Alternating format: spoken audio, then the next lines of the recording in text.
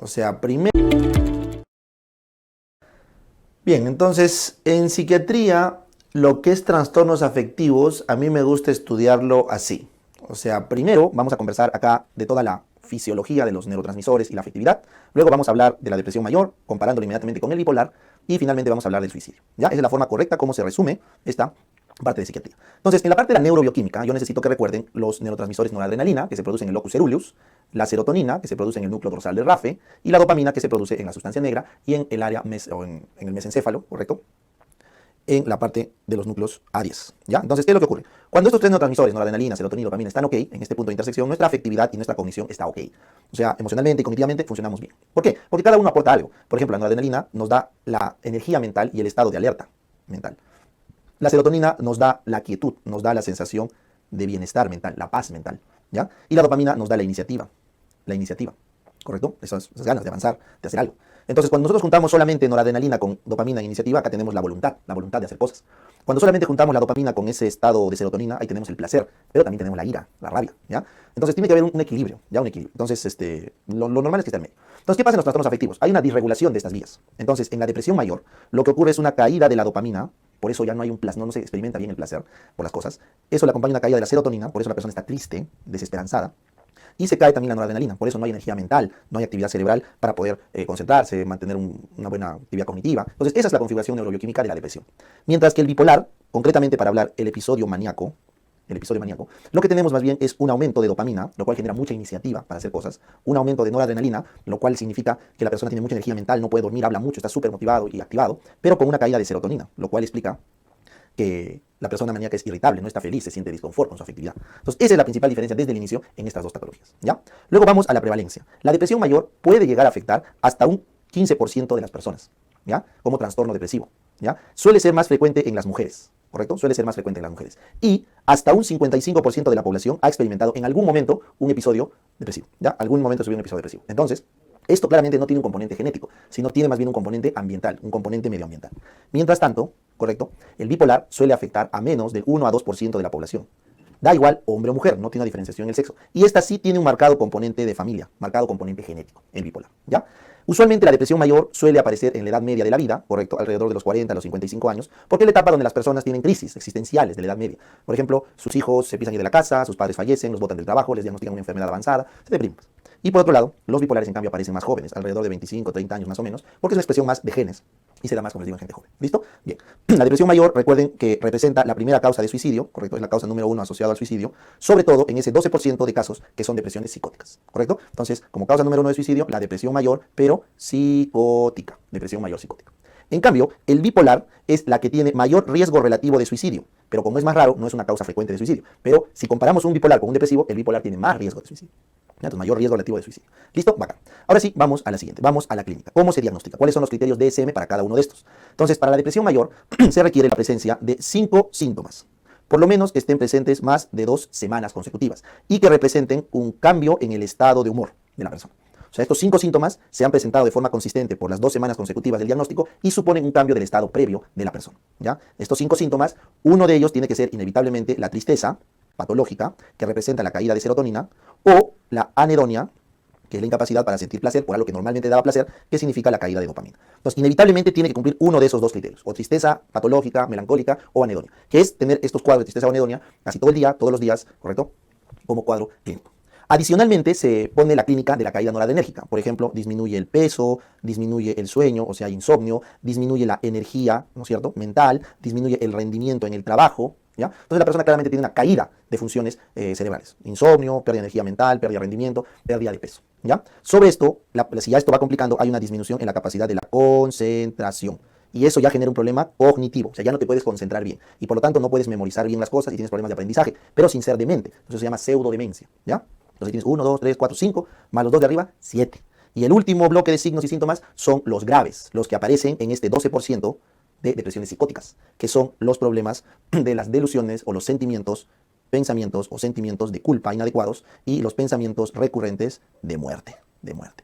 Entonces, si una persona tiene sentimientos o pensamientos de culpa inapropiados, por ejemplo, tú llamaste a una persona para decirle que te visite, la persona vino a visitarte y en el viaje muere. Y tú sientes la culpa porque tú lo mataste, porque tú le dijiste que venga. Eso es irracional. Pero si ese pensamiento te da dando vueltas, eso es un criterio de pensamiento de culpa irracional. Y el otro es el pensamiento recurrente de muerte o los intentos previos de suicidio, que vamos a ver ahorita. Eso califica de depresión psicótica. Muy bien. Entonces, esta es la forma correcta como diagnosticar una depresión mayor. Ahora, si la persona no cumple los 5 criterios, pero tiene por lo menos por más de 2 años esos signos y síntomas sin llegar a los 5 criterios y no supone un cambio de humor porque tiene el mismo estado de ánimo casi siempre, no ha podido estar más de 2 meses libre de clínica por esos 2 años, eso se llama distimia.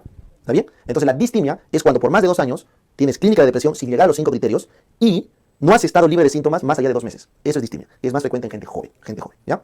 Muy bien. Entonces, con eso ya tienes tu diagnóstico y tu diferencial de depresión. Hay más tipos. Hay depresión doble, depresión anaclítica de Spitz, depresión residual. Bueno, hay varios, pero estos dos, depresión mayor y distimia, creo que está bien que lo tengamos mapeado. Muy bien. Ahora vámonos a la contraparte. ¿Cómo son los signos y síntomas en el bipolar, concretamente en el episodio maníaco? Vamos a ver el episodio maníaco. El episodio maníaco se caracteriza por 3 o más síntomas. Puede ser 4 si es que incluimos la irritabilidad. Entonces, estos 3 o más síntomas suelen estar presentes por una semana como mínimo. No 2 semanas, sino una semana como mínimo. ¿Ya? Y obviamente suponen un cambio del humor de la persona. ¿Ya? Entonces, en vez de 5, bajas a 3 síntomas, o 4 si es que vamos a contar la irritabilidad, y no deben durar 2 semanas, sino basta con una semana que suponen un cambio.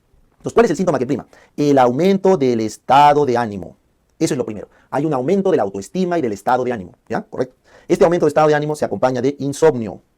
Insomnio. El paciente tiene verborrea. Habla mucho, verborrea. El paciente tiene fuga de ideas. Fuga de ideas. El paciente tiene una elevada autoestima. Una elevada autoestima. Anormal. El paciente no puede concentrarse.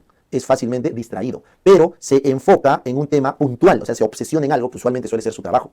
Realiza conductas de riesgo que pueden poner en peligro su vida, su salud, etc. Y puede tener pensamientos delirantes de grandeza. Puede creer que puede volar, que es inmortal. Y todo esto supone una franca o un franco deterioro social que obliga a hospitalizar al paciente. Un franco deterioro social que obliga a hospitalizar al paciente, ¿correcto? Sorry, no sé qué me pasa a mi mouse. Bien, entonces esto, cuando lo tienes así definido, a ver otra vez, 3 o más síntomas por una semana que suponen un cambio, donde hay un aumento del estado de ánimo, insomnio, fuga de ideas, verborrea, opresión para hablar, autoestima elevada, no puede concentrarse, pero está enfocado en algo y obsesionado y se olvida del resto, tiene conductas de riesgo que le pueden hacer daño y puede tener pensamientos delirantes de grandeza que le traen problema social y obligan a hospitalizar al paciente. Estos son los criterios de ¿qué? De un episodio maníaco. Y el episodio maníaco se correlaciona con el bipolar 1. Entonces, la definición de un bipolar tipo 1 es aquel que ha tenido un episodio maníaco y a futuro puede o no tener un episodio hipomaníaco o de depresión. Pero bipolar tipo 1 es que ha tenido un episodio maníaco. ¿Ya? En cambio, vamos a cambiar acá, si es que el paciente tiene los síntomas, los 3 o más síntomas, pero solamente por 4 días, no por una semana, por 4 días, y no ha tenido un problema social, por lo tanto, no ha ido al hospital, no ha sido necesario hospitalizarlo, y no tiene necesidad de hospitalización y no tiene pensamiento psicótico, entonces estamos frente a un episodio hipomaníaco, que es del bipolar tipo 2. Entonces se define el bipolar tipo 2 porque no hace 7 días, sino hace 4, porque no se hospitaliza, no tiene problema social y no tiene un problema psicótico. Ese es el bipolar tipo 2 porque se caracteriza por este episodio llamado hipomaníaco que no debe después aparecer un episodio maníaco. ¿Puede aparecer depresión mayor? Sí, en casi todos los hipomaníacos bipolares tipo 2 aparece un episodio depresivo futuro. ¿Listo? Entonces esa es la diferencia clínica, para que ustedes lo tengan claro entre estos dos trastornos. Una diferencia clínica clara, imposible de confundirse. ¿Ya? Y finalmente vamos al tratamiento, ¿correcto? Entonces, en cuanto al tratamiento, ustedes lo que tienen que interiorizar es que el manejo del depresivo es atacando a la serotonina, levantar la serotonina, ¿correcto? Entonces, por eso el tratamiento en el depresivo es inhibidores selectivos de recaptación de serotonina y, si es que quieres, también puedes levantar la noradrenalina con inhibidores selectivos de recaptación de serotonina, noradrenalina, ¿correcto? ¿Quiénes son los inhibidores selectivos de serotonina? Tienes citalopram, escitalopram, paroxetina, floxetina, sertralina, ¿correcto? Todos esos son inhibidores selectivos de recaptación de serotonina. ¿Ya? En cambio, ¿quiénes son los inhibidores selectivos de serotonina noradrenalina? Son la duloxetina y la venlafaxina. ¿Está bien? Esos son los fármacos que se utilizan en estos casos. ¿Cuál es el problema de los inhibidores selectivos de recaptación de serotonina y noradrenalina? Que tienen contraindicación en cardiópatas. Pero los de arriba, los inhibidores selectivos de serotonina puros, no tienen contraindicación en cardiópatas. Por eso son los de primera línea si hay cardiopatía presente. ¿Ya?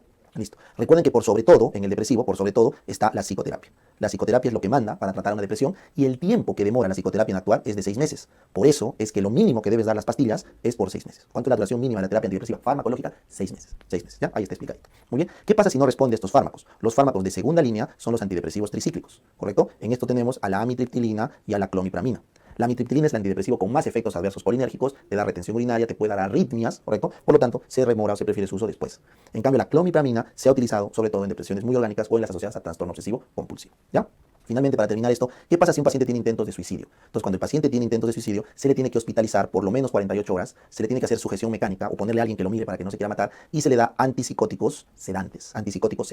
En el caso extremo que no responda, se le hace una terapia electroconvulsiva, ¿correcto? La terapia electroconvulsiva es el gol estándar para tratar a los intentos suicidas, ¿ya? Pero bueno, se puede usar antipsicóticos sedantes suficiente. ¿Listo? Ese es el manejo de un intento de suicidio, con un franco intento de suicidio. Muy bien, ahora vamos al tratamiento del bipolar. En el tratamiento del bipolar, la diferencia está que el manejo de la psicoterapia no es tan concluyente. O sea, el manejo de la psicoterapia puede como que no puede servir, ¿ya? O sea, le sirve más para introducirse en la sociedad, pero siempre requiere, a veces de por vida, manejo médico. Entonces, el manejo médico es con litio. El carbonato de litio es un eutimizante que disminuye la liberación de noradrenalina y de dopamina, que es justamente lo que yo quiero bajarle al maníaco, estas dos, ¿ya? Porque es lo que estaba elevado. Entonces, ese litio es para el mantenimiento a largo plazo de este paciente, es un eutimizante. Pero el litio está contraindicado en cardiópatas, en nefrópatas, en pacientes con problemas tiroideos o con problemas hematológicos. Porque el litio genera arritmias, el litio genera insuficiencia renal crónica, nefritis intersticial, diabetes insípida nefrogénica, o sea, da problemas renales súper frecuente. El litio da hipotiroidismo con bocio, puede dar hiperparatiroidismo y el litio se asocia a problemas de los glóbulos blancos, puede dar leucocitosis. Entonces, por esas razones, el litio tiene que ser monitorizado junto con las comorbilidades que están viendo acá, ¿ya? El litio, muy bien. Ahora, si el paciente adicionalmente a su episodio maníaco tiene depresión, entonces se le añade al litio inhibidor selectivo de recaptación de serotonina, se le añade, pero siempre se dan juntos. O sea, no se puede dar un inhibidor selectivo de recaptación de serotonina sin litio, porque si lo damos sin litio, desencadenamos una crisis maníaca. Si el paciente maníaco tiene problemas de psicosis, problemas sociales, delirantes, también se pueden añadir antipsicóticos o anticonvulsivantes, como el ácido valproico. Entonces, el valproato y los antipsicóticos también están en el cóctel de manejo de los pacientes bipolares, ¿ya? No se olviden, también está acá en el manejo de los bipolares. Muy bien, entonces con eso ya está claro. Y lo que quiero mencionar es que cuando un paciente bipolar que consume litio se quiere matar, entonces se intoxica con su propio litio. Entonces la intoxicación aguda de litio es cuando superamos 1.5 mil equivalentes y el paciente hace clínica neurológica y luego hace insuficiencia renal aguda y se muere. Entonces la clínica en orden de la intoxicación de litio es náuseas, dolor abdominal, vómitos, luego viene clínica nerviosa, convulsiones, hiperreflexia, puede haber problemas motores, coma y finalmente el paciente muere de falla renal aguda, ¿ya? Esa es la lógica de la intoxicación por litio que deben ustedes recordar. ¿Listo? Muy bien, entonces con eso hemos comparado de forma integral depresión mayor con bipolaridad, con el maníaco, tanto en epidemiología, en clínica, en tratamiento. Ya tienen que digerir este concepto. Muy bien, entonces ahora vámonos al suicidio. ¿Ya? Vámonos al suicidio. Como les dije, en el suicidio, ¿ya? La importancia del suicidio es que es la causa de muerte accidental, o sea, de muerte violenta, en este caso autoinfligida, más frecuente, no relacionada al resto de patologías, o perdón, de accidentes de tránsito, violencia, etc. Y es la causa número uno, y sobre todo en países desarrollados. Entonces el suicidio es un problema de salud pública en muchos países, ¿ya? Es más, está en aumento. Es factor de riesgo para suicidarse los extremos de las clases sociales. Los muy pobres o los muy ricos se suicidan. Es factor de riesgo las profesiones, ¿correcto? Los médicos o el personal de salud, porque tiene acceso a medios letales, se mata más. Los militares, policías también se matan más, ¿ya? Es factor de riesgo vivir solo o estar divorciado o viudo reciente. O sea, no tener un soporte social también es factor de riesgo, ¿correcto? Y también se ha visto que el suicidio está bastante relacionado a eventos adversos de la vida, como te botan de tu trabajo o hay una pérdida familiar muy importante, una catástrofe, etcétera, también se asocia, ¿ya? ¿Qué protege del suicidio? ¿Qué protege del suicidio? El suicidio te protege, por ejemplo, la religión. Se ha visto que las religiones, sobre todo los musulmanes, tienen menor incidencia de suicidio que, por ejemplo, los budistas o los católicos, ¿ya? Te protege el tener hijos o el estar gestando. Las mujeres con hijos se suicidan menos que las mujeres sin hijos. Te protege tu entorno familiar. Cuando una persona tiene una relación social, familiar bastante fuerte, también te protege, ¿correcto? Te protege el entorno familiar. ¿Bien? Entonces, eso es la parte inicial, se puede decir, del suicidio. Sin embargo, existe el 95% de suicidios, existe una franca relación con una enfermedad mental, siendo la causa número 1 la depresión mayor psicótica, la causa número 2 el alcoholismo crónico, la causa número 3 la esquizofrenia, la causa número 4, si hablamos en psiquiatría, trastorno border depresivo, perdón, border límite, trastorno de la personalidad border. Y si no hablamos de un problema psiquiátrico, sería un problema orgánico cerebral.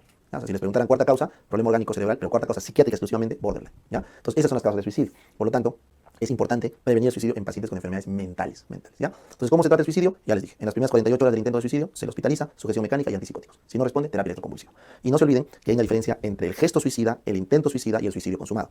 El gesto suicida es cuando una persona trata de hacerse lesiones, pero para llamar la atención del resto, ¿correcto? Entonces hace cortes superficiales, escándalo, y lo que está buscando es llamar la atención. Suelen ser cosas inclusive en público. En cambio, el intento suicida, ese suele ser más en privado, con un franco daño a tu salud, y es el predictor más importante de un futuro riesgo suicida. El intento previo. Y bueno, el suicidio consumado es pues cuando se ejecuta. Entonces, descartando el gesto suicida, que no tiene que ver directamente con esto, los intentos suicidas que no llegan a consumarse son más frecuentes en mujeres y en mujeres jóvenes, mientras que el suicidio consumado es más frecuente en varones y varones mayores de 50 o 60 años, ya que lo hacen en solitario, con un arma y de forma contundente. ¿Listo? Entonces, eso es el resumen de suicidio. ¿Bien? Ahora vamos a conversar de alcoholismo, adicciones y